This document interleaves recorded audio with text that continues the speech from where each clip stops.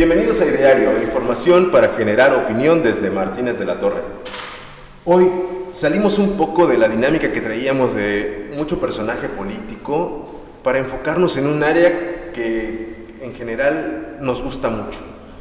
El tema de la cultura y en este caso de la literatura y el fomento de la lectura es algo que a todos nos apasiona, nos gusta y somos fieles creyentes de que tenemos que modificar nuestros hábitos de lectura para que ésta crezca y fomentarlo desde pequeñines. Hoy tenemos a un personaje que hemos visto en las actividades referentes a esto, en las ferias que promueven la literatura. Hoy nos enteramos que estudió teología, tiene su formación a base de muchos cursos sobre el tema de la literatura y bueno, fuerte promotor en la región y en el país, hay que decirlo. Además de otras facetas que tiene, que vamos a ver de cuántas nos enteramos hoy. Sin más, damos la bienvenida a Simón Morales Toledano, mejor conocido como Simón Toledano. ¿Qué tal, Miguel? Buenas tardes, muchas gracias por la invitación a Ideario. Simón, qué bueno que te animaste a echar una platicadita. También alguien que no desconoce estas dinámicas, vamos a decirlo, porque tienes un podcast ahí con el Tecnológico. Sí, posteaba hace rato en uno de mis estados que hoy me toca estar del otro lado de la mesa. Casi siempre soy el que hace las entrevistas, pero bueno, hoy tú me invitaste y estamos con muchísimo gusto para platicar todo lo que quieras. Bueno, entonces ya se la sabe el chavo. Vamos a ver cómo nos va. Simón, bueno, una introducción de quién es Simón. A ver, para que más o menos tengamos una idea más concreta, yo soy originario de Martínez de la Torre, orgullosamente martinense. Siempre, donde quiera que tenemos la oportunidad de ir, lo remarcamos, porque bueno, nunca deja uno de sentir ese cariño por la tierra, ¿no? Entonces yo soy martinense, mi madre es de Veracruz y mi padre era de Puebla, pero básicamente yo soy de aquí. Como decíamos hace un ratito, muchos piensan que estudié como carrera algo relativo a la literatura. En realidad estudié teología, que bueno, es una rama de la filosofía, pero no es literatura propiamente. La literatura la he abordado a través de cursos, de talleres, de diplomados, y bueno, nos hemos dedicado a lo largo de este tiempo a la promoción cultural, específicamente a la promoción de la literatura, aunque también de la música tradicional, y bueno, la gente nos ubica un poquito por eso, ¿no? Por la promoción cultural sobre todo. Bien, este acercamiento a la literatura, ¿cómo se da? Empezamos desde niños, fíjate. Decía Jorge Luis Borges, que era el que decía: yo estoy más orgulloso de los libros que he leído que de los libros que he escrito. Y para que lo dijera Borges, que había escrito libros muy buenos, pues la frase tiene mucha relevancia, ¿no? Yo me acerqué justamente a la literatura, a la promoción cultural, desde el gusto por leer. Te cuento rapidísimo, en casa somos 3 hermanos, 3 varones, y recuerdo que mi papá, siempre que bajaba al centro de la ciudad, regresaba a casa con revistas de Capulinita, no sé si te tocaron. A mí me gustaban mucho porque eran unas revistas pequeñitas. Capulinita de bolsillo. Exactamente, que te cabían literalmente del bolsillo, pero a mí me gustaban primero porque en la contraportada traían unas moneditas que tú podías recortar. Yo de niño, 6, 7 años, me gustaba recortarlas para jugar, pero aunque me acerqué a ellas por eso, por lo lúdico, pues les empezaba a ojear, a leer. Luego mis hermanos empezaron, son mayores que yo, a leer de algunos libros, los dejaban por ahí, yo los agarraba, empezaba a leer. Y básicamente empecé en la literatura por eso, por el gusto por leer. Y bueno, jamás me imaginé que íbamos a terminar promoviendo la lectura. ¿En casa había libros en los muebles? Sí, pero mis padres no eran lectores.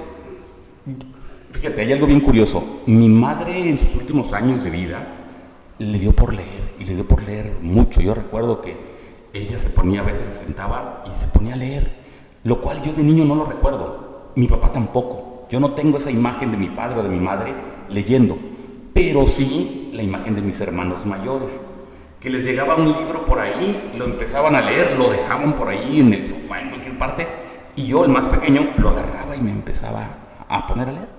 Pero entonces es curioso, yo siempre he dicho que en mi familia nadie había sido, ya no digamos escritor, ni siquiera un lector asiduo, pero poco a poco se fue dando, de manera como que muy natural. yendo a eso, cuando uno es niño, ¿no? ¿Cómo empiezas a leer? Por ejemplo, a mí me tocó agarrar enciclopedias que estaban en los muebles de la casa.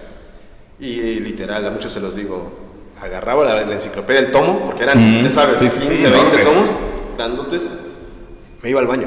En las idas al baño me llevaba un tomo y empezaba a encontrar personajes o algunos datos y me empezaba a interesar en cosas. O incluso la Biblia. Claro. La Biblia, siempre en casa, bueno, mi familia son católicos, agarrábamos el librote con muy bonitas ilustraciones, eran precisamente obras de arte las que venían en esa Biblia. Okay. Entonces empezabas a ver, que este es de Miguel Ángel, a ver, y este es de este. Sí. Y las historias, ¿no? ¿Cómo involucrar a los niños en el tema de lectura, Simón? Tú que dices, empiezas de chico con las revistillas, yo también con los cómics, pero ¿tú qué piensas que hace falta para que a un niño le interese la lectura? No lo vea como una carga, porque es lo que noto en ellos. Justamente eso que dices, o que estamos diciendo, ¿no? Que en casa haya libros. Que para empezar el pequeño vea que leer es algo natural. Yo suelo decir en algunas charlas que tenemos que llegar, es el ideal, a que la literatura se convierta en lo que más o menos es la música para nuestra sociedad. Que tú vas por la calle y vas escuchando música, que estás en el autobús y estás escuchando música. Creo que el ideal es ese. El ideal es que la lectura sea parte de nuestra vida cotidiana. Y para que los niños se acerquen, tiene que haber libros en casa. Decías de la Biblia, fíjate, bien curioso. Mi madre, específicamente, y mis abuelos maternos, ellos eran cristianos. Ellos asistían a una congregación cristiana donde la Biblia es el libro de texto. Y mi primer recuerdo de un texto que yo memoricé, no sé, a los 6, 7 años, es un texto bíblico. Que me acuerdo que nos llevaban los domingos a estas reuniones dominicales, valga la redundancia, y nos enseñaban a memorizar un texto bíblico. Entonces, desde ahí fue como que mi primer acercamiento con la lectura, con la escritura. Y de ahí vinieron las revistas, y de ahí ya de adolescente los libros y todo el rollo. Pero el secreto sería ese, que el niño tenga acceso a los libros. No necesariamente que tú como papá le digas, ponte a leer, sino que simplemente puedan tener contacto con ellos, que lo vean de manera natural, que agarren un libro, incluso en un principio que lo maltraten, que no lo vean con eso sacro que a veces le queremos dar los adultos, ¿no? Yo hace poco, de hecho, hablando de maltratarlos, ¿no? Me encontré a una niña a la que le doy clases, y ella precisamente me enseñaba un libro, que el tema de ese libro era que lo fueras destruyendo. Así destruyes a diario. Algo así. Sí. Y se me hizo interesante el tema para un niño, ¿no? Claro, porque te acerca al libro. Yo siempre he dicho esto, que hay que quitarle lo sacro a la literatura. Yo de adolescente creía que leer era cosa de viejitos. Porque tenemos esa imagen, ¿no? De que solo los señores se sientan en su mecedora, ya grandes a leer. Pero no, la literatura es para todo el mundo y para todas las edades. ¿Cuál fue tu primer libro? Libro ya formal. A ver, libro formal. Siempre que doy charlas, porque en las ferias de libros suelo dar charlas sobre esto, he caído en la cuenta que nunca digo el mismo libro. Y no lo digo a propósito, sino porque no recuerdo con exactitud cuál fue el primero, pero recuerdo 2 o 3 que recuerdo que fueron de los primeros. Uno de ellos, el que yo podría decir que es el que me marcó más o me dijo, oye, esto está increíble, fue un libro que se llama Marianela, de Benito Pérez Galdós, un escritor español. Es una historia muy sencilla, de amor, pero que a mis 12, 13 años yo considero que fue el primer libro ya como tal que leí, que me dijo, órale, esto está chido, quiero hacer esto, quiero leer más. Incluso se desarrolló esa idea primaria de algún día me gustaría escribir algo así. Entonces podríamos decir que es Marianela, pero también recuerdo mucho un libro que se llama El relato de un náufrago. Me acuerdo mucho de esto porque mi hermano, mayor que yo, un amigo de él, creo que le debía un dinero o no sé qué, le dio ese libro como por pago, ¿no? Y mi hermano lo lleva a la casa, El relato de un náufrago de Gabriel García Márquez, y lo empiezo a leer. Y también me quedó así como que, órale, esa sensación de... Entonces, esos dos podrían ser... ¿Y cuál es el otro que suelo mencionar mucho? Bueno, obviamente El Principito, pero ese creo que lo leía más bien por las ilustraciones, no así como por la lectura en sí. Pero podría ser cualquiera de esos 3. La verdad es que te mentiría si te digo, este es el primero, pero esos 3 podrían ser algunos de los primeros. bastante diverso. Sí, muy diverso. Muy diverso el tema. Y esos estaban a la mano, así. Estaban a la mano, te digo, el del relato del náufrago lo lleva mi hermano. El de Marianela, y fíjate que entonces no creo que ese haya sido el primero, porque ese yo lo compré. A ver, puedo decir el gol porque ya no existe. Claro. Antes aquí había una papelería en Martínez de la Torre. Las Flores. Papelería Flores. Aquí a la vuelta. De hecho, a la vuelta donde estamos grabando. Y me acuerdo que atrás de la papelería hasta el fondo había una venta de libros. Recuerdo que ahí yo compré ese libro de Marianela, 13, 14 años. Entonces no sé cuál fue el primero, si ese o el del relato de un náufrago. Pero básicamente llegaban como que de manera, pues no ordenada. Algunos los traían, otros yo los compraba, otros estaban por ahí, nos los prestaban. Me acuerdo una vez también que una vecina, específicamente el vecino, el señor, don Doroteo, creo que se llamaba, limpió como que su alcoba y sacaron un montón de revistas y nosotros como vecinos nos las regalaron. Y no, para nosotros era como que sorprendente, paquetes de revistas, ¿no? Y pues así empezamos. Y revistas, me imagino que para ese entonces ya revistas antiguas, ya sí, viejas. Revistas, había de todo, como que se trataron de deshacer de todo lo que tenían, entonces había revistas de esas de vaqueras y había de todo tipo de revistas. Pero algo que nos gustó mucho siempre fue que lo que cayera, o sea, literalmente, libro o texto que cayera, lo leíamos. Y ahí fue despertando el gusto. No sé si te pasa, pero yo soy de los que cuando llego a algún lugar, al esperar al médico, al dentista, lo que sea, siempre me asomo a los revisteros. Sí, y empiezo a ojear las revistas y algunas ya tienen ahí como sus 2 años, pero das una revisada de todos modos. Tiene su encanto, ¿no? Porque también es como un viaje en el tiempo, ¿no? Sí. Te pones a ver lo que pasaba en el 90 y tantos, en el 80 y tantos. A mí me pasa, yo lo llevo a otro extremo todavía, Miguel. Cuando voy a la casa de alguien, no sé, me dan la bienvenida, pásale, siéntate.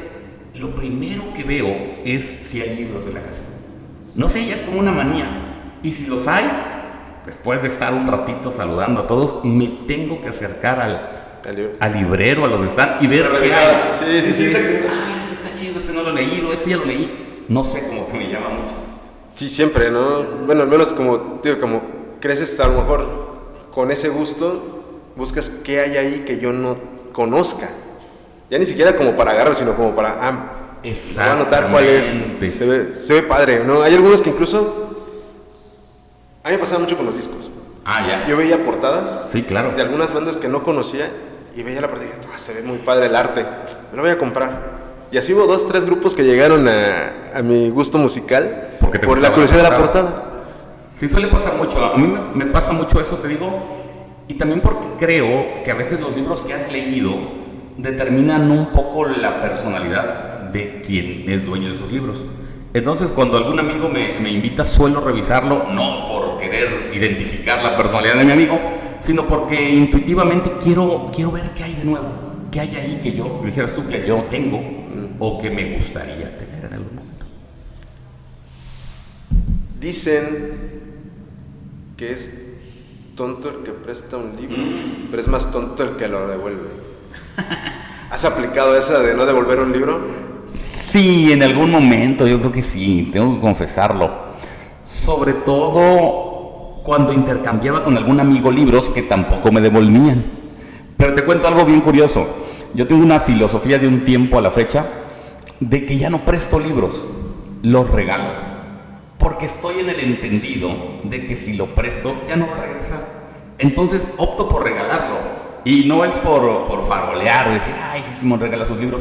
Pero en verdad me he dado cuenta que es mejor regalárselo y no estar esperando que te lo regrese. Te ahorras el coraje. Exacto, como que es la verdad. Sí, no tiene la expectativa de decir, ay, ¿cuándo me lo regresa? No, te lo presto, Y muchas veces, obviamente, ya no te lo regresa. Y a veces se lo regalo, no, ya mejor quédate con él. ¿Cuál ha sido uno de esos que te has quedado? Que me he quedado. Lo que recuerdes.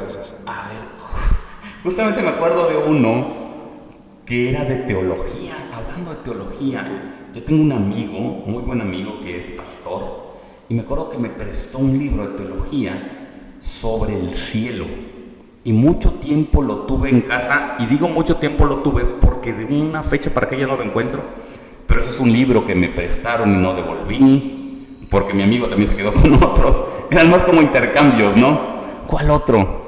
No, pues tengo pocos, pero sí he de tener algunos por ahí, o he tenido, luego los se pierden, se extravían. Yo no cuido mucho mis libros. O sea, paradójicamente, el gusto que tengo por la lectura no lo tengo tan arraigado hacia el libro en físico.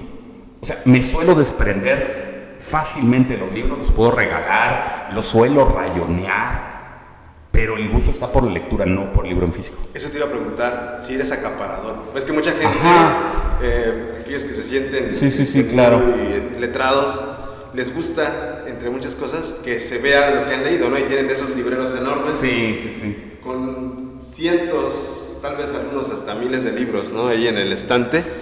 ¿Eres así? O sea, ¿te gusta tenerlos ahí mucho tiempo? No tanto. Tengo un pequeño librero, 2, 3 pequeños libreritos, donde hay algunos libros, pero básicamente son los que más me han gustado o que sé que son difíciles de conseguir. Por ejemplo, una edición que conseguí en una feria de libro y que sé que me va a costar volver a conseguir, ahí lo tengo. Pero generalmente no. Generalmente mis libros, te digo, los regalo, los presto, los he llegado a vender. En época de crisis, ¿sí? Recuerdo, sí, esto es real. De hecho, en pandemia, por ejemplo, nosotros empezamos con un grupito de artesanos en la ciudad. Creo que alguna vez estuviste en el stand que yo tenía. Y yo empecé a vender libros nuevos y libros de uso. Y yo vendía mis libros, pero los vendía en 20 pesos, 30 pesos. Libros muy buenos, pero que incluso yo decía, bueno, sé que este lo puedo volver a conseguir. O ya lo leí, lo he leído tanto que ya lo conozco muy bien. O incluso, honestamente, que a lo mejor a mí no me parecía como que muy trascendente. Decía, bueno, pues a alguien más le ha de gustar este tema. Pues ahí lo ponemos a la venta. Pero no, entonces no soy acaparador. De hecho, me da un poquito de cosa eso que mencionas, de estas personas que usan el libro como para aparentar. Hay un escritor que se llama Benito Taibo que cuenta que él llegaba a la casa de sus amigos, que gente de mucho dinero, y que lo primero que hacía era entrar y también ver las grandes bibliotecas que tenían, y que una vez fue y trató de jalar uno y no lo pudo desprender. Porque ¿sabes qué hacen muchos? Hacen una escenografía de libreros con libros falsos para que la gente que entre diga, mira la enciclopedia fulana, el Quijote en su versión original, pero son falsos. ¡Qué fraude! Sí, la verdad es un fraude. Hay mucha gente que quiere aparentar que ha leído, pero a veces no lo hace. Grave. Oye, tocabas hace unos minutos de nuevo el tema de la teología. Sí, hombre. ¿Cómo llegas a eso, a estudiar teología?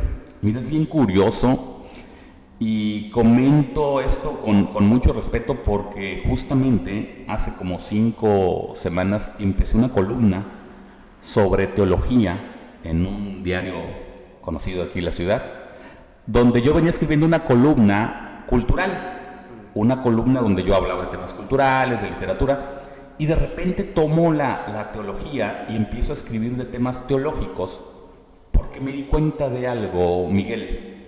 Se ha dejado de hablar de esos temas, y de hecho en la columna de esta semana hablo un poquito de eso. Se ha dejado de hablar de teología, de espiritualidad, de fe, porque se ha considerado que son temas poco inteligentes. Que dice, bueno, es que alguien que tenga fe, a lo mejor es porque no razona bien las cosas, lo han engañado, qué sé yo. Desde mi punto de vista, mis mayores convicciones teológicas vienen de escritores. Yo me he dado cuenta que grandes escritores se preocupaban por la teología. Hay un escritor que yo he leído mucho que se llama Gilbert K. Chesterton, un escritor inglés. Hay otro muy famoso que seguramente todo el mundo conoce, que es C.S. Lewis. No, C.S. Lewis, sí, el autor del libro de las Crónicas de Narnia. Bueno, él escribía teología. Y ambos esos dos autores, en su tiempo en Inglaterra, escribían en columnas de periódicos. Entonces yo lo retomé. ¿Por qué la teología? La teología no es religiosidad. Quiero aclarar esto. No se trata de inducir a alguien a pertenecer a una religión o algo así, sino creo que la teología propiamente habla de la relación que toda persona tiene con la deidad, como la conciba. Entonces hay quienes son católicos, hay quienes son cristianos, hay quienes son incluso budistas, qué sé yo. Pero hay en el ser humano una necesidad intrínseca de saber que existe un ser superior, de que hay algo después de la vida. Y esos temas a mí me han gustado siempre, desde joven. Y el tema, yo ya lo he mencionado en un par de programas, sí, que eso te permite la introspección también. Y yo he hablado en el sentido de que muchas veces hemos perdido esa capacidad de introspección, claro, de sentarnos a hablar con nosotros por el aparatito, porque el aparatito nos jala siempre. Y a lo mejor en ese sentido nos ayuda mucho esa parte de cuestionarte cosas, ¿no? Creo que va de la mano la teología y la literatura. Repito, no olvidar que la teología es una rama de la filosofía, y muchas veces la filosofía junto con la literatura han ido de la mano desde siempre. Yo creo que tanto esa introspección a través de la teología la podemos también tener a través de la literatura. El oficio de la literatura es un oficio de soledad. Quien está leyendo, aunque te puedes ir a un lugar público y aunque hay grupos donde leemos el mismo libro y lo comentamos, pero generalmente la literatura es una actividad solitaria. Te sientas en una sillita, en tu lugar de descanso, lees en la noche en tu cama, y escribir ni se diga. O sea, entonces la literatura por naturaleza te lleva a estar solo, paradójicamente, con un diálogo interno con lo que estás leyendo o con lo que estás escribiendo. Entonces yo le hallo mucha similitud y como que van muy de la mano, teología y literatura. Yo creo que por eso ambas me gustan mucho. Si eres una persona creyente. Sí, claro, totalmente. Hace poquito escuchaba una frase que decía, a ver si la puedo citar tal cual, pero era algo así como de que el que lee la Biblia se puede dar cuenta de que Dios no existe, atribuyéndole errores a la Biblia. Pero yo lo parafraseé diciendo, el que lee mal la Biblia se puede dar cuenta que Dios existe.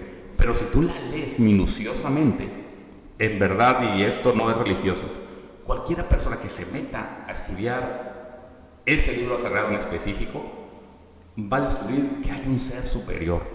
Aparte, bueno, dentro de la teología pues he tenido la oportunidad de leer a otros teólogos, Santo Tomás de Aquino, que hablaba del principio justamente del péndulo, de cómo todo lo que existe tuvo que tener un comienzo, o las confesiones de San Agustín. Entonces, el acercarte a la teología, por lo menos en mi caso, me da una certeza de que existe un ser superior, si lo queremos llamar de esa forma, Dios, y que por lo tanto pues tienes que creer en Él, no hay alternativa. Y al final muchos, en su momento, yo también pasé por una etapa, ¿no? Rechazas, dices rechazarlo, ¿no? La mayoría lo hacemos tal vez desde la ignorancia, porque nos vamos con lo que creemos que es, pero nunca hemos agarrado el librito. Así como también hay gente que está en la religión, que nunca lo ha agarrado a leer. Y empezamos a criticar, a tirar. Ya con el tiempo va uno entendiendo algunas cosas. Es que yo creo que el ser humano en general, y lo he platicado con muchas personas, no tiene un rechazo hacia la deidad, tiene un rechazo hacia la religiosidad. Porque bueno, es sabido por todos que a veces los representantes de la mayoría, por no decir todas las religiones, a veces no suelen representar correctamente lo que predican. Entonces, ahí todos, yo pasé por esa etapa también, en el que hubo un rechazo hacia la religiosidad, pero nunca hacia la deidad. Repito, creo que el pasar momentos de soledad o de introspección te hace creer en que existe un ser superior, que no es lo mismo que pertenecer a una religión. Esa es mi experiencia, por lo menos. Bien, no, pues qué interesante. Esa no se la esperaba ese día. Es un lado que no había conocido de Simón, y mira que llevamos ya algunos años de conocernos, y siempre te he visto en el tema de la literatura y todo esto, pero no había, ni por aquí me había pasado que tenías algo que ver con la teología. Pues fíjate que no es algo que yo suelo andar contando, así como, yo estudio teología, ¿no?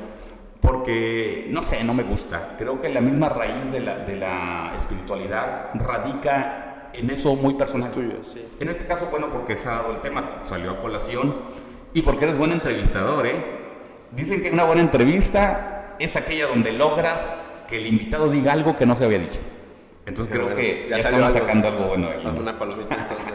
No, muy bueno, muy bueno. Ahí vamos. Pero aparte porque estoy volviendo a escribir sobre eso. Lo había dejado por mucho tiempo. O sea, lo estudié, lo dejé, porque en el aspecto práctico digo, no hay un campo laboral. Yo estudié teología, ¿a qué me dedico? ¿En qué puedo trabajar? ¿Clases de filosofía? Exacto, o sea, no es así como que el campo de trabajo más amplio. Entonces lo dejé, pero lo he mantenido de manera interna. Ahora lo retomo, te digo, porque empecé a escribir esta columna. Y bueno, ahorita que me preguntaste lo tengo muy fresco. Pero si no, a lo mejor ni lo comentábamos y ahí seguíamos. Ahora que tocas el tema también esto, hace un momento uno de mis compañeros me preguntaba, dice, ¿él escribe? Sí. Simón, ¿escribes? Yo escribo mi nombre desde los 6 años. Fíjate que sí escribo, pero he sido muy cuidadoso y casi siempre que me lo preguntan, trato de ser lo más claro para no herir susceptibilidades. Yo digo que soy un escritor inédito. ¿A qué me refiero con esto? No estoy a favor de que quieras publicar muy rápido. Sí. Decía justamente y publicaba también una frase de José Emilio Pacheco, donde él aconsejaba a los jóvenes, aunque ya no soy joven, pero él aconsejaba, yo le diría a los jóvenes que lean al máximo y publiquen al mínimo. Entonces, yo tengo escritas varias cositas, pero he sido muy cuidadoso en no querer publicarlas de manera superficial y lo que sería peor, autopublicarme. Lo digo desde la comunidad local de aquí de Martínez de la Torre y lo digo con todo respeto para mis conocidos y amigos que se han autopublicado, pero el hecho de que tú te autopubliques no te valida como escritor, porque tú pagas a una editorial que te impriman tal cantidad de libros y pudieras decir, ya soy escritor, tengo mi libro, pero eso no te valida. Por otro lado, sí escribo mucho, publico poco y escribo mucho. Tengo una novela, estoy casi por terminarla, que es en el género de novela negra, como estos temas de investigación que están muy de moda. Tengo concluido un libro de cuentos que se llama Sur o No Sur, son de diversos temas, pero todos enmarcados en el entorno sureño del país. Tengo un libro de poesía escrito, terminado, que se llama Fuego Lento, y tengo un libro pequeñito de haikais. Son como poemas orientales, que incluso lo mandé a concurso y no ganó, y ahí está. Pero publicado, ahorita que hablo de concursos, solamente se me ha publicado de manera impresa en un libro a nivel federal, que fue un concurso, por el que creo que alguna vez me hiciste una entrevista. Sí. Fue un concurso a nivel nacional para un cancionero donde se iban a reformar las letras con relación a los árboles. Es lo único impreso de Simón Toledano, lo único que van a encontrar impreso es mi participación en ese librito, donde digo, afortunadamente quienes calificaron fue Lila Down y Juan Villoro. Wow. Y tuvimos la fortuna de aparecer entre los 20 y tantos escritores a nivel nacional que logramos ganar ese concurso. De ahí en fuera, está en puerta, ya está firmado la cesión de derechos para mi participación como decimista dentro de una antología de décima jarocha que el maestro Rafael Figueroa de la Universidad Veracruzana está recabando de diferentes autores. Afortunadamente, y lo digo con mucho orgullo, soy el único decimero o decimista de esta zona del norte del estado que va a participar. La mayoría son del sur o incluso de otras partes del país. Entonces, eso está por publicarse, ya está firmada la cesión de derechos. Tengo publicado lo de mi participación en el concurso nacional y de ahí en fuera he escrito en diarios. No es cierto. Bueno, es que esto no fue impreso, pero se me publicó en una revista digital de Ecuador que se llamaba, creo que ya no existe, Cráneos de Pangea, poesía.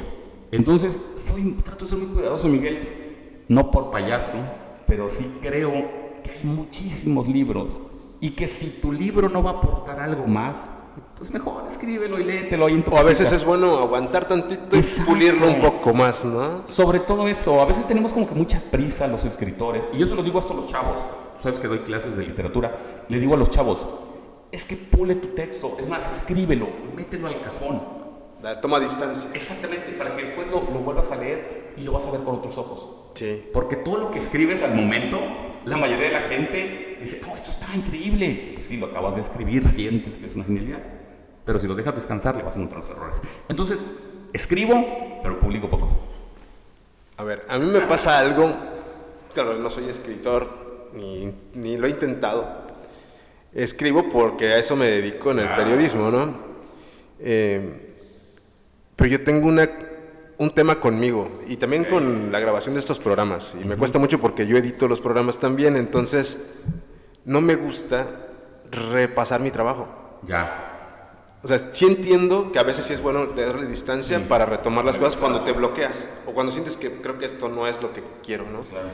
Pero me cuesta leerme y me cuesta escucharme. ¿A ti te cuesta leerte? Sí, voy a confesar algo. Yo también, cuando ya escribí algo, por eso lo tengo que dejar descansar.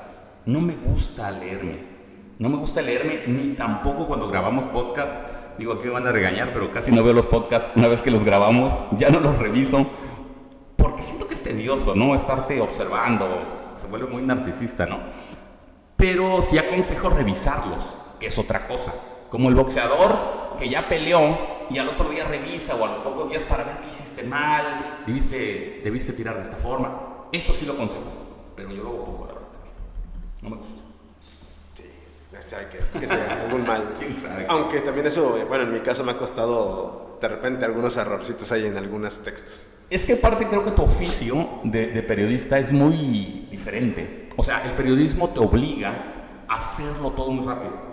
Entonces, pues no tienes a veces el tiempo para revisarlo. Por ejemplo, ahorita ocurre una noticia y tiene que salir mañana, pues no la vas a guardar en el cajón para revisarla. La tienes que escribir, medio la revisas y ahí se va, porque mañana tiene que salir. En cuestiones de la poesía o de la narrativa... No tienes esa presión. No tienes esa presión. Y aunque te voy a decir algo que me pasa a mí, y creo que nos seguimos en Facebook, habrás leído, yo he practicado mucho la improvisación poética de un suceso como noticioso, pero lo llevo al verso.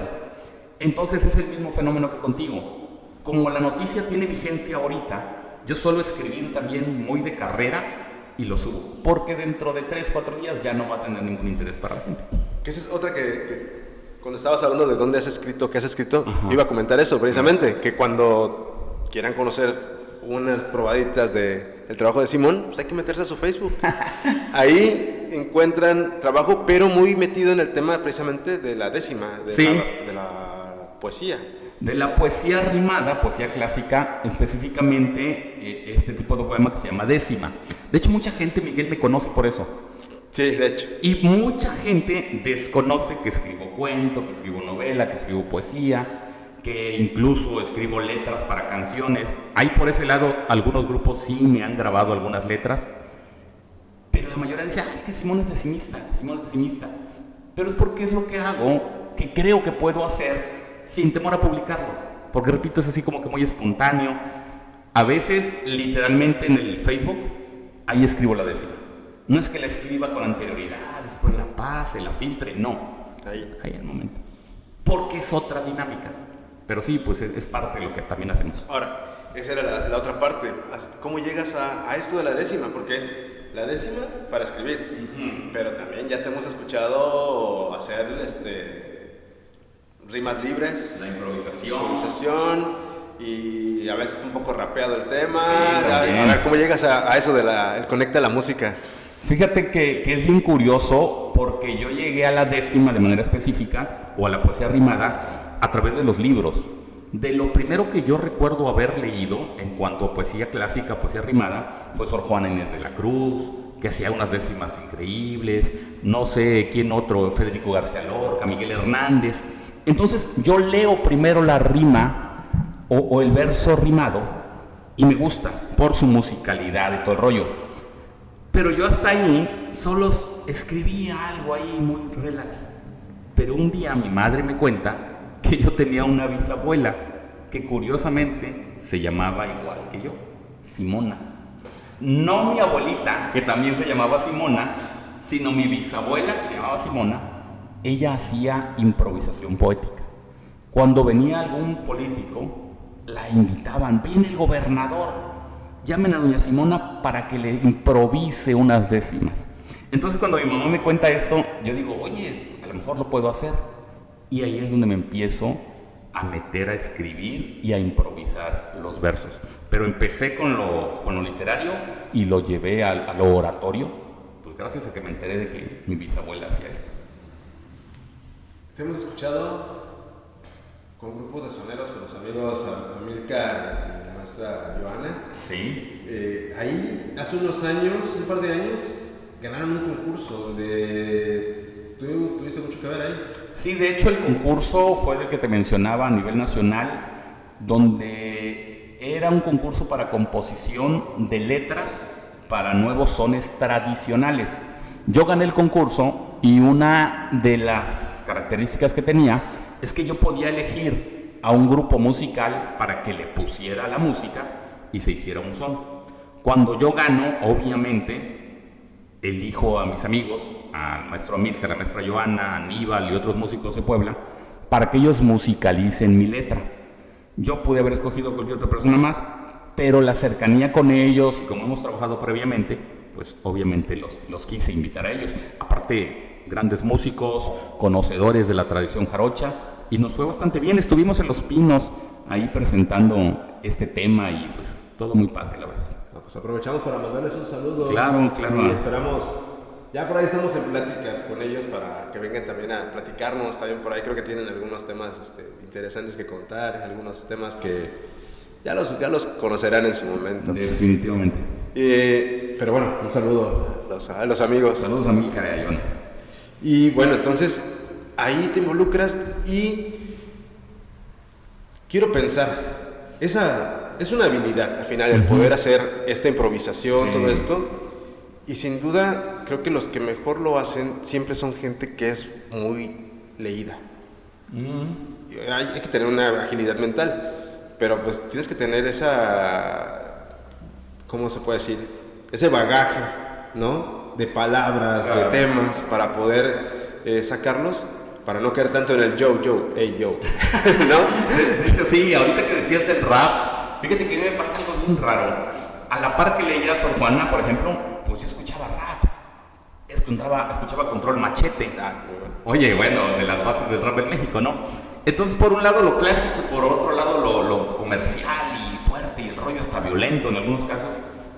Pero conforme vas creciendo, como tú dices, y empiezas a leer más, te das cuenta que no puedes caer en los lugares comunes en los que cae el rapero promedio. No quiero decir que todos, conozco raperos a nivel nacional muy buenos y que ya se preocupan un poquito por la letra, por el contenido. De hecho he tenido la oportunidad de conocer a alguno de ellos, pero en términos generales, lo que tú dices es cierto. Caen en el yo y repiten, y lo que es peor, en la rima fácil, en la rima grosera, en la ofensa. Entonces eso es lo que yo no comparto tanto, aunque me gusta mucho el rap. O sea, literalmente me gusta. Incluso di un taller a nivel federal que se llamaba Poetic Rap.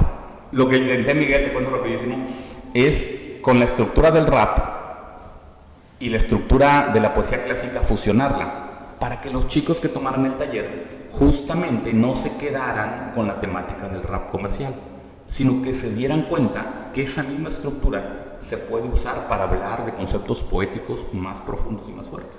Entonces se puede fusionar, pero sí se requiere lo que tú dices, tener un poquito de dominio del vocabulario para no estar repitiendo.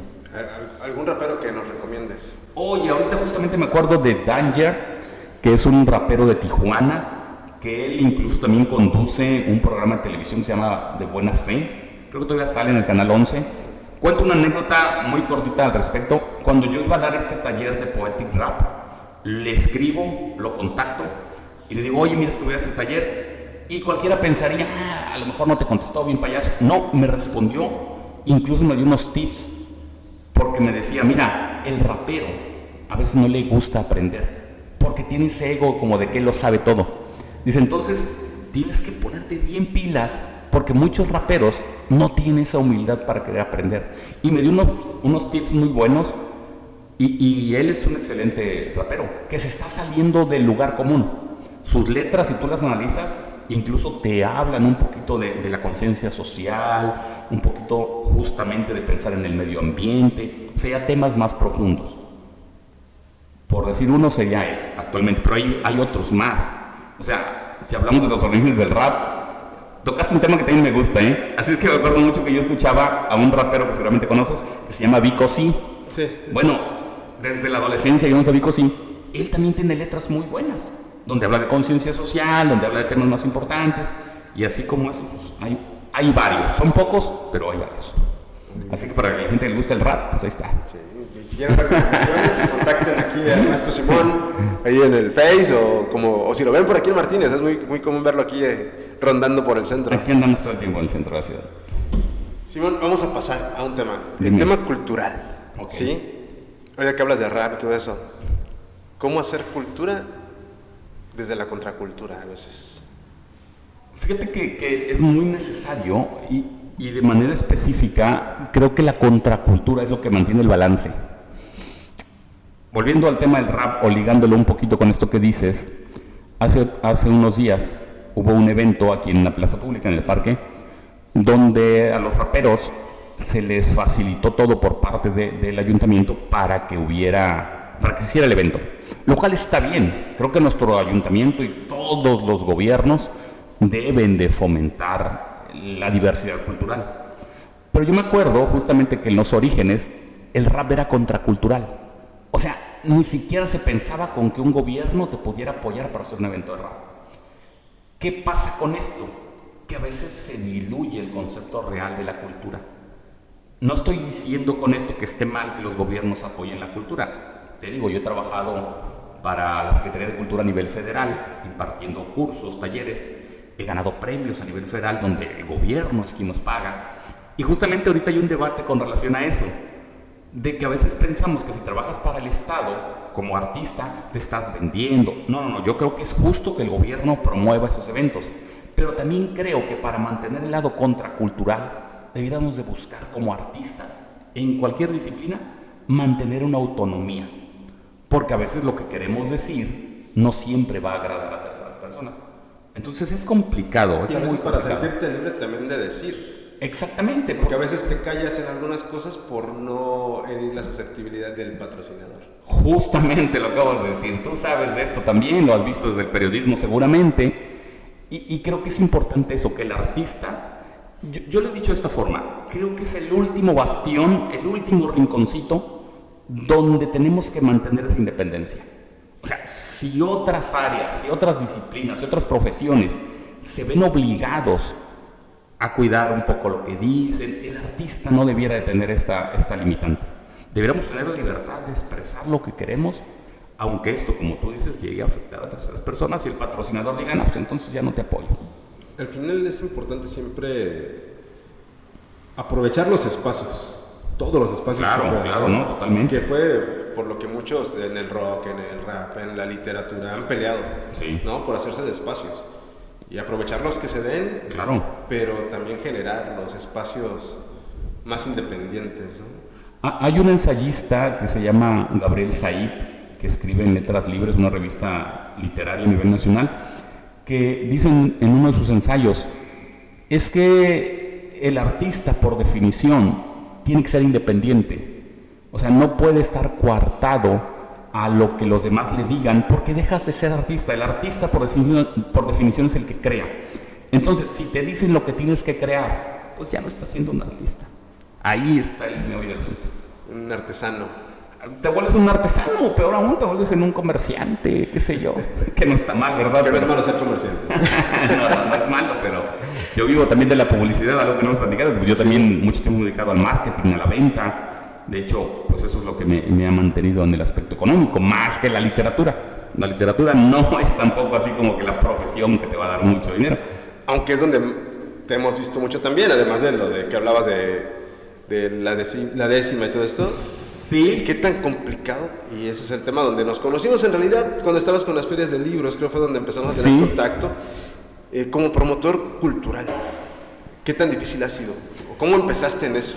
Es muy complejo y yo empecé también de una forma muy azarosa, o sea, como todo lo que se ha dado en mi vida. Me acuerdo que hace ya como 7, 8 años, yo creo, sí, quizá más, estaba yo en el Parque José María Mata, justamente había unos escritores locales que estaban leyendo poesía, y a mí me invitan a leer poesía también, pero veo que todos estaban leyendo así como que textos muy aburridos y muy ceremoniosos, el rollo, y yo me levanto y digo, esto que acabamos de leer lo voy a improvisar, y me pongo a improvisar poemas con una frase que me decían, lo que es el repetismo poético, y de entre la gente yo no sabía, estaba el director de una asociación cultural de la Ciudad de México que vio lo que hice.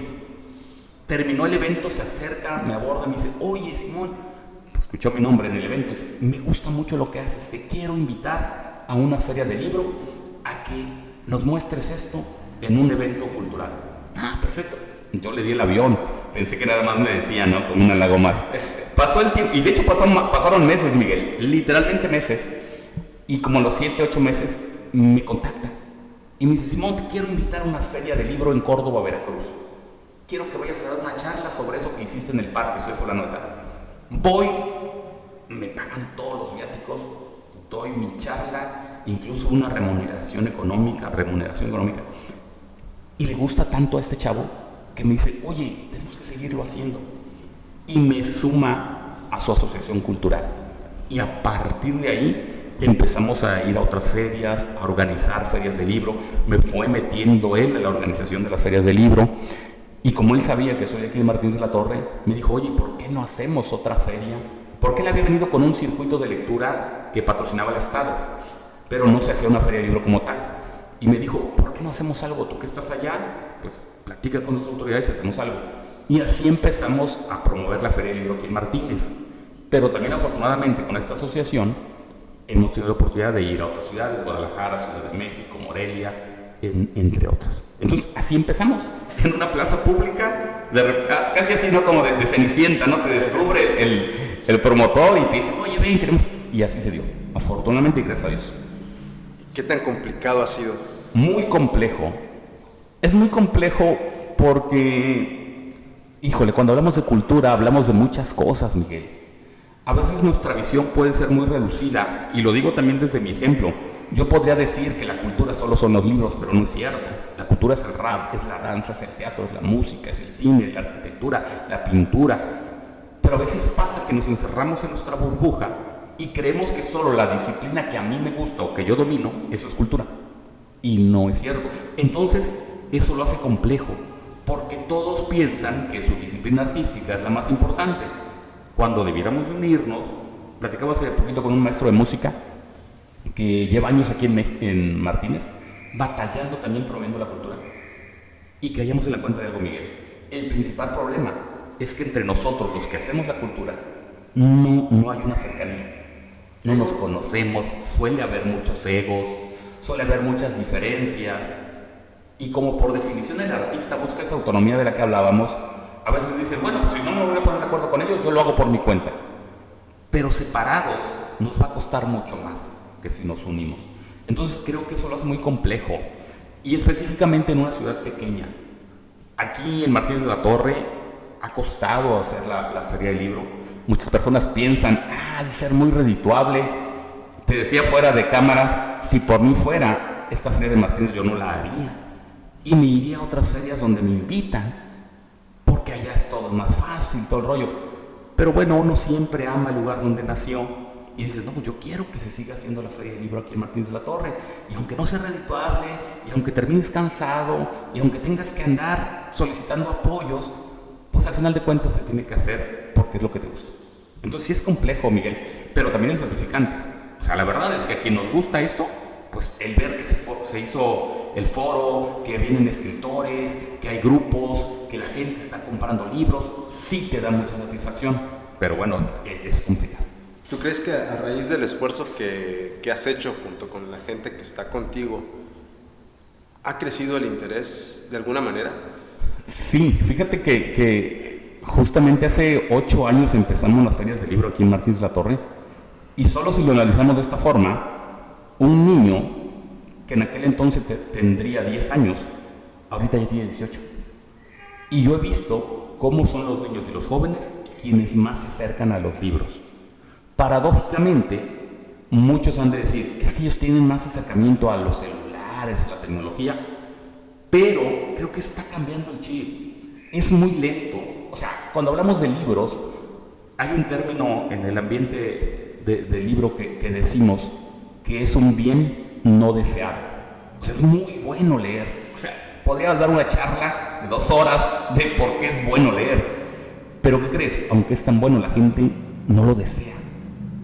Hay cosas que desean más aunque no sean buenas. Entonces Entonces eso hace complicado que puedas tú promover la lectura en este caso, porque mucha gente no lo ve como que algo que quiera ellos recibir, aunque te repito, eso es muy bueno, muy necesario incluso. El apoyo oficial. El apoyo oficial ha sido bueno, lo tengo que decir, honestamente. Desde hace 8 años, y lo digo porque aparte así es, de todos los colores que ha habido en el aspecto municipal de aquí de esta ciudad, todos los colores nos han dado siempre las facilidades para la realización de la feria. Sin cobrarnos un peso, nos dan los espacios.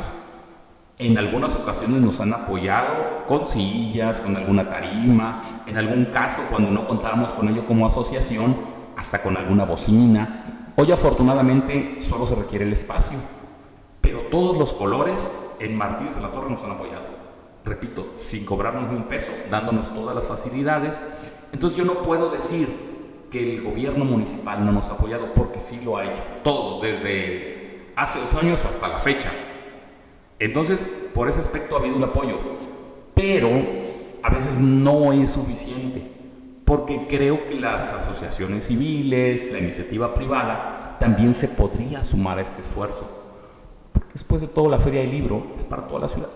Entonces, pues, el apoyo de parte de las instituciones gubernamentales bien, pero siento que todavía podríamos hacer más. ¿Qué hace falta? Hace falta primero concientizar a la sociedad de los beneficios de la lectura. Yo doy charlas al respecto. La literatura es como un alimento.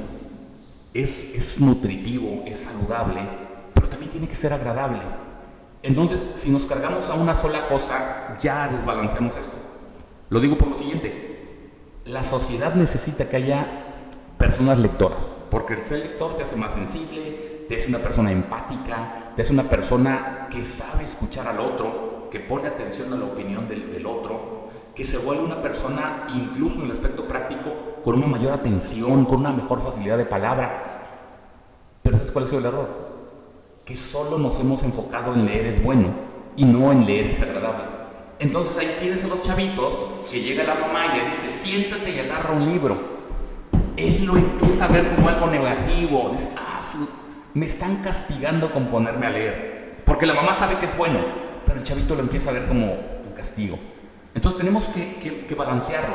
Leer es bueno, pero es agradable, es disfrutable. Una buena novela, un libro de poemas, un cuento, cuando te logras adentrar en el tema, se te va el tiempo. Todo libro debería tener su etiqueta, de que se le alcance a los niños. Totalmente, sí. Y hacer eso. Y así comenzamos esta charla, ¿no? ¿Cómo nos acercamos a la literatura?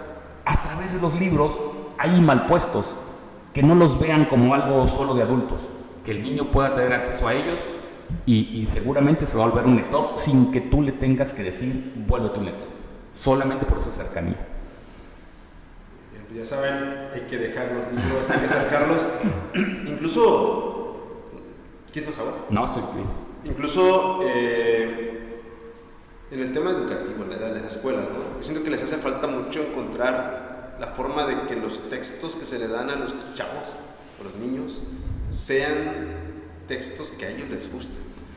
Yo recuerdo que en mis tiempos, ya hace un rato, en la primaria te ponían libros que a lo mejor no eran tan digeribles, digamos, para un niño de esa edad. Yo creo que las dinámicas deberían de cambiar en ese sentido para ponerles a los chavitos algo que les guste. Yo recuerdo mucho en la primaria de mi hija mayor, en el kinder de mi hija mayor, no sabían leer, estaban en el kinder, pero las maestras tenían un estante con libros, y te llevas un libro a tu casa y lo lees. Algunos eran de dibujos, otros tenían texto. Y no sé los demás pequeñines, pero por lo menos a mi hija le llamó la atención. ¿Se los llevaba a casa? No, tienes que llevártelos, pero aparte empezó a tomar como cierto gusto. Entonces empezamos a acercarle cuentos chiquitos. Incluso alguna vez pidieron para donar y llevamos un bonchecito de libros y dijo: donen estos primero. En lo que los leo estos, los donan. Primero que los lean y luego los donan. Y luego los otros. Y así se los fue llevando. Y cuando encuentras eso tienes que seguirle, ¿no? Sí. Dando. Definitivamente, creo que los maestros juegan un papel muy importante. O sea, los papás y los maestros. Pero, híjole, quizá aquí vamos a pasar unos callos, Miguel. Pero te podría asegurar, te apuesto, que el 80% de los docentes en nuestro país no tienen el gusto por la lectura.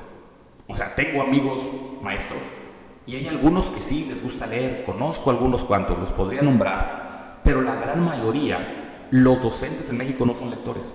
Entonces, ¿cómo vas a poder fomentar la lectura en un niño, en un alumno, si tú no lo eres? Necesitas ser un lector para que puedas no obligar al niño, sino transmitirlo. La palabra clave es inspirar. Que el niño vea que tú como maestro te interesas por la lectura y él se va a interesar por la lectura. Pero quizás eso nos lleva entonces a que debiéramos primero despertar ese gusto y ese hábito en los docentes. Y con los papás pasa lo mismo. Yo doy charlas en algunas ferias de libro y siempre que termino alguna charla sobre lectura, se me acerca siempre un papá o una mamá y me dice: Simón, ¿qué puedo hacer para que mi hijo lea más? Le digo: ¿usted cuánto lee? Y se quedan así como: bueno, no, pero es que yo no tengo tiempo, es que yo el trabajo. Le digo: si usted no lee, por más que le diga a su hijo que lea, no lo va a hacer, porque no ve el ejemplo en casa. Entonces eso es fundamental, Miguel, lo que tú dices. Y específicamente lo que decías, de que algunos maestros nos recomendaban lecturas no aptas para los chavitos. Mira, yo he leído El Quijote, Don Quijote, La Mancha. Me gusta la literatura, me gusta ese libro, lo he disfrutado. Pero yo en mi adolescencia no lo pude leer, porque tenía un lenguaje muy antiguo, porque hablaba de vosotros sois, y porque era un tamañote así enorme, que solo de verlo decías: ¿a poco voy a leer El Quijote? O sea, no, está enorme. Entonces, los maestros con buena intención, pero con mala información, recomiendan lecturas como esa. Eran los libros que venían en los libros de texto. El Quijote, El Cantar del Niño Cid, era otro. Eran tres que eran de Quijón. El Quijote, Cantar del Niño Cid. No recuerdo. Pues es que había muchos. Por ejemplo, en secundaria te ponían la Ilíada de Homero, que son interesantes. Creo que no son lecturas para chavitos. Yo recomiendo, cuando me preguntan ¿qué le puedo dar a mi hijo o a mi nieto para que lea? Averigua qué le gusta y acércale un libro sobre ese tema. Él se va a acercar de manera innata y se va a convertir en un lector. Pero si tú le dices: lee esto porque a mí me gustó, es muy probable que lo que a ti te guste no le guste a él. Hay un libro muy famoso que se llama Cien años de soledad, todo el mundo lo conoce, de Gabriel García Márquez. Yo lo leí en mi adolescencia y lo acabé a puro riñón, pero porque era complejo leerlo. Si no lo han leído, la trama habla de la fundación de un pueblo de Macondo, donde todos los personajes, en algún momento, sus hijos y sus nietos se llaman igual. Y es muy complejo y muy complicado seguirle el hilo. Entonces, si tú pones a leer un buen libro como ese, porque es una excelente novela de Gabriel García Márquez, pero se lo pones a leer a un chavito de 13 años, lo va a dejar. Y lo que es peor, Miguel, esa sensación le va a causar que repele todas las demás lecturas. No, yo intenté leer Cien años de soledad y como no me gustó, ¿para qué intento otro libro? Entonces es muy clave lo que dices, buscar lo que les guste a ellos. Y para los adultos en general, o jóvenes adultos, yo digo: agarren un libro y arriésganse. Claro. Lo peor que puede pasar es que les guste. Exacto, totalmente de acuerdo. Y si no te gusta, dejarlo, porque también es y otro. Sí. Hay lecturas que no son hechas para uno. Yo recuerdo mucho La Divina Comedia. Ah, bueno, mira. La Divina Comedia, yo creo que me quedé en el último tramo, pero porque se me hizo, ya llegó un punto en que se me hizo muy cansado leer. Trae muchos detalles, notas al pie. Ah, sí, las notas, claro. Entonces la mitad del libro son notas al pie, y de personajes y llegó un punto en el que dije: no lo puedo tener. No, y se vale. O sea, si simplemente no es para ti ese libro, bueno, ya habrá otros. Pero lo importante es eso, que se puedan acercar a todos. Muy bien. Básico. Simón, pues, proyectos. Tenemos la novena edición de la Feria del Libro. Está por definirse la fecha, pero tiene que ser en estos meses de febrero, marzo. Entonces, es un proyecto inmediato aquí. Afortunadamente, te platicaba de que tenemos la oportunidad de salir a otros lugares del país, a ferias de libro. Está la Feria de Guadalajara, es una feria de remate de libros donde yo voy a dar algunas charlas y algunas presentaciones de libros de otros autores, ¿Qué más? Estamos con un podcast que hacemos con una institución educativa. Aquí se dicen los nombres. Por supuesto, yo sé que no hay ningún problema. Para el tecnológico que de Martínez de la Torre, el podcast se llama Tendencia Tech. De hecho, ahora que venía para acá, creo que te lo dije, posteé que ahora me toca estar del otro lado, porque siempre soy yo el que entrevista. Y de hecho, si me escuchan y me ven que hablo mucho, es porque generalmente los podcasts yo casi no hablo, entonces ahorita me estoy dando ese permiso, ¿no? Pero estamos con eso, con el podcast, con las ferias del libro, está en puerta este libro que te digo que ya está firmado los derechos para que salgan algunas décimas mías en esta antología, y bueno, seguimos escribiendo y seguimos promoviendo la cultura. Muy bien. En donde se pueda. En la última feria del libro hablaste de una iniciativa que traían, una asociación. Claro, fíjate, qué bueno que lo mencionas. Pertenezco a 3 asociaciones culturales. Una es a nivel nacional, esta que yo practicaba, que su director me encontró en el parque, se llama Cultura Lectora. Esa tiene una rama que se llama Mexicole, pertenezco a esa asociación. Pero también pertenezco a nivel estatal a una asociación con 2 escritores también de la ciudad de Jalapa. Y me van a regañar porque se me está olvidando ahora el nombre de la asociación. Es que es un nombre en una lengua originaria. Tlacaxi, me parece que se llama. Bueno, lo corregimos si lo estoy diciendo mal. Pero es una asociación a nivel estatal. Y a nivel municipal, justamente con el maestro Amílcar y la maestra Joana, estos músicos de son tradicional, tenemos una asociación que se llama Cultura Libre, donde lo que buscamos es eso, promover la cultura en todas las formas posibles y a través de todos los medios. Entonces ahí estamos trabajando. Este es un proyecto muy bueno, el de Cultura Libre a nivel municipal. Lo comento rapidísimo porque lo hemos sacado a colación ya en varias ocasiones al maestro Amílcar García. Mucha gente no sabe que el maestro Amílcar García, y me gustaría que lo entrevistaras en algún momento, es nieto... Esperamos que no tardemos mucho. Yo creo que no van a tardar mucho, por acá van a estar. Él es nieto de José María Fierro. Todos aquí en Martínez conocemos la escuela José María Fierro. Bueno, este chico, pues, muy joven todavía, es su nieto. Y mucha gente no sabe que una persona tan importante a nivel municipal como fue José María Fierro, fundador de la Escuela Patria, en honor a quien le pusieron este nombre a otra primaria. Bueno, su nieto forma parte de este colectivo del que te digo y andamos promoviendo la cultura. Originarios de aquí de Martínez de la Torre. Y no lo decimos desde el aspecto del ego, pero en verdad se siente muy bonito que personas que nos interesa la cultura, pues ahí estamos batallándole y haciéndolo a nivel nacional. Hay una frase que esto lo enmarca muy bien, ¿no? Nadie es profeta en su tierra. Yo lo puedo comprobar. Aquí tú dices, bueno, algunos te conocen, sí. Me da pena decirlo, pero quizás me conocen más afuera que en mi propio municipio, por el aspecto cultural, ¿no? Pero pues ahí estamos. Vamos a seguir machacando, picando piedra tanto aquí y donde se pueda. Muy bien, Simón. Te vamos a pedir, ya para seguir, que nos regales un mensaje para lo del auditorio, de lo que quieras. Bueno, pues creo que el mensaje principal acá de lo que hemos estado hablando toda esta tarde es el fomento a la cultura, específicamente de leer. En verdad, a ver, un libro no te va a cambiar la vida, definitivamente. Una lectura, una novela no te va a cambiar la vida, pero te va a hacer una persona más sensible, te va a hacer una persona más empática, te va a hacer una persona que está dispuesta y abierta a escuchar a alguien más. Entonces yo recomendaría, los invitaría, y como suelo decir en mis charlas, me gustaría antojarlos a leer. Que tú puedas descubrir que en la lectura, vas a pasar momentos realmente entretenidos, divertidos, y llega a permear en tu vida cotidiana. Yo siempre digo, a mí nadie me puede decir que Macondo no existe, que Comala no existe, porque una vez que tú lo lees y lo llevas a tu imaginario, para ti se vuelve real. Entonces la literatura tiene esa cualidad, que amplía tu universo.